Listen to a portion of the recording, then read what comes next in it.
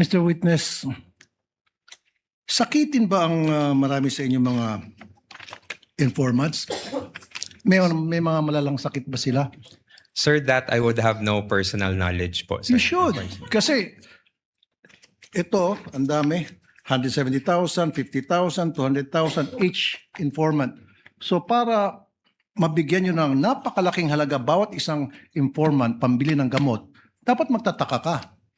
Anong gamot kayong bibili nito? Bilang isang intelihenteng tao, I know you're very intelligent, you're very smart. Did you not try to ask? O at least nagtaka? Baka may rheuma, arthritis, nagpapa-chemo. You should have asked. At kung mga bata nga, inquisitive yung mga bata, anong gamot ang bibilhin mo? Paghingan mo ng pera ng bata, kunyari, Toy, pahingin pera, bili akong gamot. Anong gamot bibilhin mo, kuya? Bata yun grade 1. Ikaw pa kaya? Why? At the time po, sir, I did not ask anymore kay Colonel Lachica, sir. Why not? Because, sir, I already gave I trusted what the security officer mentioned to me, sir. But it is your responsibility to know. Kasi ikaw ang pumipirma doon sa AOM. Sir, in terms of the responsibility to know, sir, I'm not sure, sir, if I'm the one who's responsible to know, sir. But the So task you're to not me, sure. That means, ayoko nang gumamit ng pangsalita. It's unbelievable. It defies logic talaga, really, sir. You're not really making sense at all. Anyway, move on tayo. Yung, alam mo naman sa DOH, nagbibigay ng libreng gamot. Meron Yes, kayong sir. mga medical assistance program. Yes, sir. Oh, ba't di nila kayo humingi sa DOH? In fact, by the hundreds of millions and billions, nag-expire lang dyan sa bodega ng DOH, natatapon lang. Sayang. So dapat humingi na lang kayo sa DOH. Bigyan nyo lahat ng informant nyo ng kung anong klaseng gamot. Libre pa. Nakalibre kayo.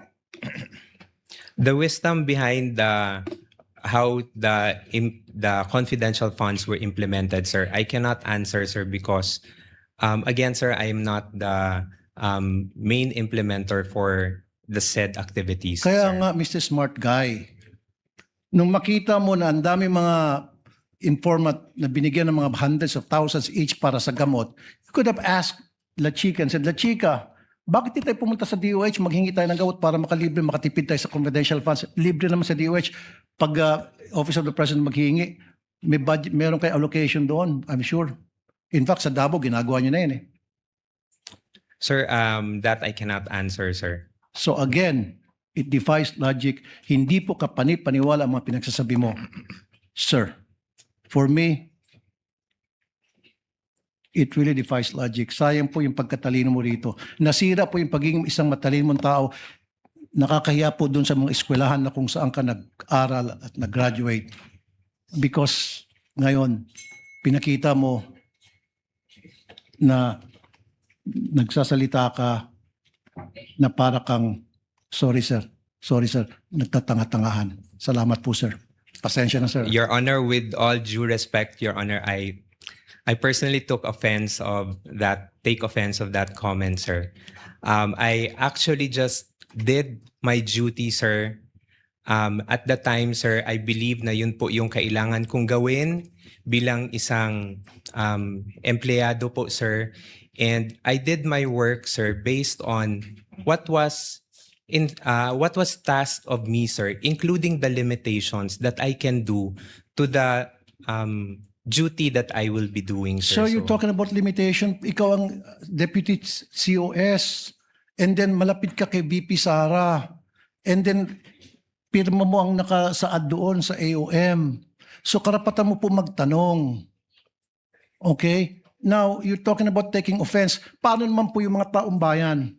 They're being offended sa paglulustay nyo ng pera. Lumilita na parang nilulustay ang pera dito eh.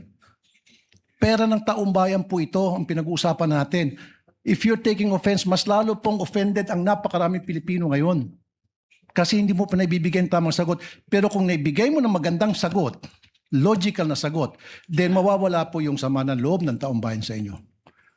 Sir, with all due respect, sir, I believe, sir, this matter of the confidential fund, sir, is still pending the final decision, sir. We are currently still submitting our motion for reconsideration on this one, sir. And we still have not received any final reply on this one. What So, I'm talking about, sir, is yung mga sagot niyo po, it defies logic para sa isang matalinong tao. Kasi kung ako, sir, pinesenta sa akin yung mga ganong klaseng dokumento at nagtanong ako at hindi nasagot ng maayos, I will resign.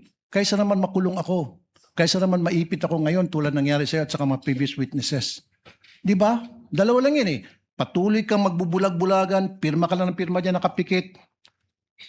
Pero ang consequence yan, maaari kang makulong, maaari kang makasuhan. Anything can happen. Or, mag-resign ka na lang. Kung ako, I will resign. Mapapahama ako dyan, ba't ako pipirma dyan? Bakit ako pipirma sa mga nakalagay pagong, piatos, pikit, etc., kung ano pa mga kengkoy na mga pangalan? I would not consent to that.